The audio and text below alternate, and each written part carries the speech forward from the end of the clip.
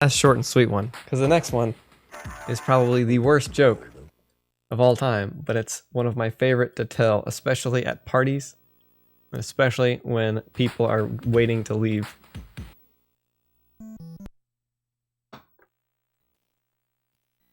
A guy is driving down a country road, and his car starts to shake and shudder, and so he pulls off to the side of the road, and smoke is just pouring out of the hood of his car. And he goes, "Oh, this isn't very good." And he looks down the road and he sees a farmhouse, not too far, just a really long driveway, a little bit of a walk, but it'll be fine. He starts walking towards this house. And as he's walking there, he hears all sorts of animals, cows, goats, chickens. And then he hears a weird sound. He hears clunk, clunk, clunk, clunk, clunk, clunk. And he's looking around, wondering what this sound is.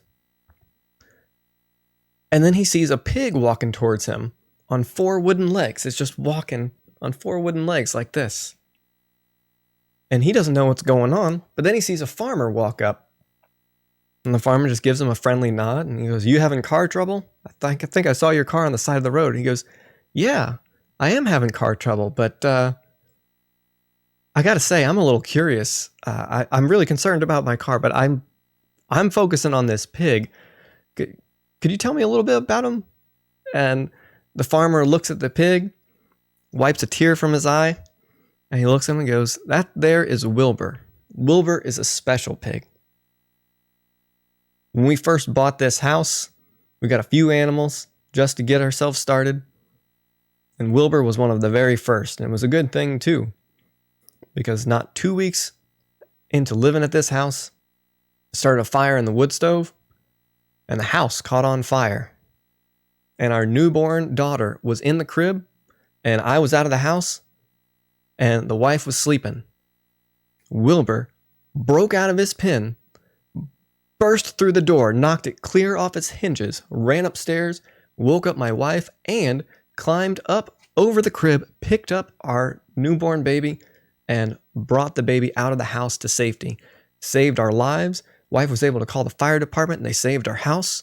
It was an absolute miracle. And the guy was really impressed. He goes, "Wow." So he got injured in the fire. That's how he got the wooden legs. And the farmer said, "Oh, no. He goes, "Well, what's the deal with the pig?" It's like, "Well, Wilbur's a special pig. My son, youngest son, he decided he was going to go swim in the lake. So he walked down the woods all by himself. He went to go swimming, and then he got a cramp in his side. He couldn't keep himself afloat. And he was struggling, kicking with his one good leg, and his arms splashing as loud as he could, and he screamed for help. But I didn't hear him. I was inside the house with my wife and our daughter. But Wilbur heard him.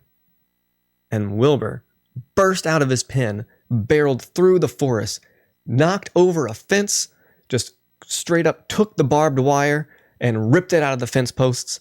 And he leaped into that lake, barbed wire still stuck to his skin, grabbed this boy by his collar, and then pulled him to safety. Wilbur is a very special pig." And the guy goes, "Oh, tearing through that fence, that probably hurt his legs pretty bad, huh? That's how he got the wooden legs?" And the farmer looks confused. He goes, No, that didn't happen. That didn't happen at all." He goes, "Well, what's the deal with the pig?" And he goes, "Well, Wilbur here is a special pig. Before my parents died, they decided they were going to make one last visit to the house. And they came over. We had a nice big family dinner. It was late at night. Wilbur, he was fast asleep. And then my mom, bless her heart, started to have some heart trouble. She was having a heart attack right then and there. She stopped breathing. We didn't know what to do. We're more than an hour away from the nearest hospital. No one could get here in time. They were wailing and crying. We didn't know what to do. And Wilbur woke up like that out of his sleep and just burst through the pin, knocked down the door again, had to fix it for the second time, ran into our kitchen and performed CPR on my mom right then and there. I don't know where he learned it, but he performed CPR, got her heart beating again, got her breathing again, and she lived another 7 years. The guy goes, that is amazing, but I don't know how that could have anything to do with the wooden legs. And the farmer says, well, it doesn't. Wilbur's a special pig. You don't eat a pig like that all at once. And that is my favorite joke to tell.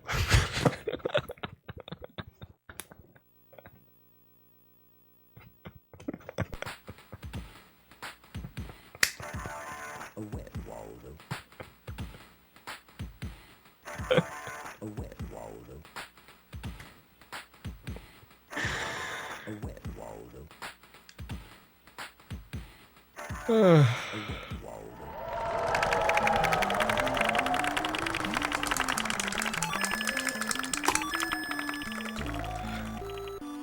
Thank you for the follow.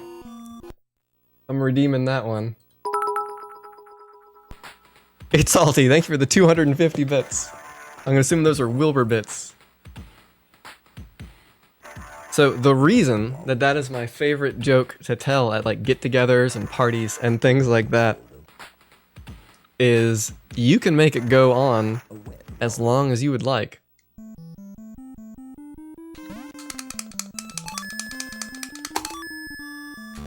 Why are we not getting it? Like, sometimes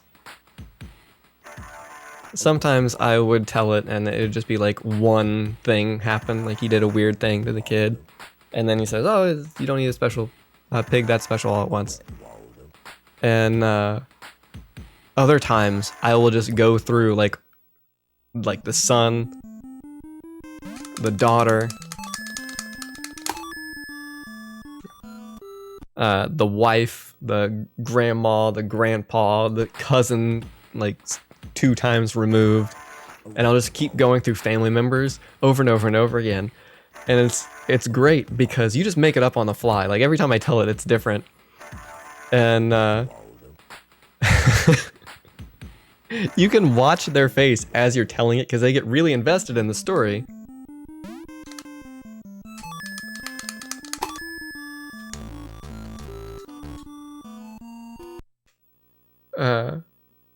They get really invested in the story after like the first one, and some people just forget it's a joke, and then they're just waiting. They're like, "Where's this going? I want to know like how this all comes together. Like, what could possibly be the combination between story number 1 and story number 2?" And you're just given all of these random details.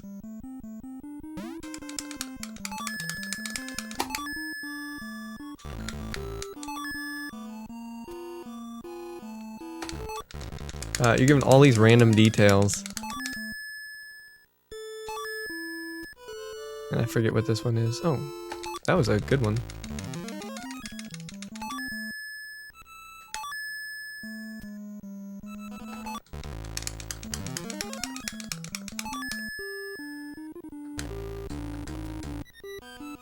Worst pattern. But as they're doing that, like as you see them get invested, you just keep adding more and more to it, and then the interest fades, and you just the interest fades, and you just see them get more and more irritated because they're like, get to the point with their face, but they're not saying anything. They're just going And then you hit them with the punchline, and they realize after about 2 seconds that could have ended 5 minutes ago. The joke isn't for the people hearing it, it's for the person telling it.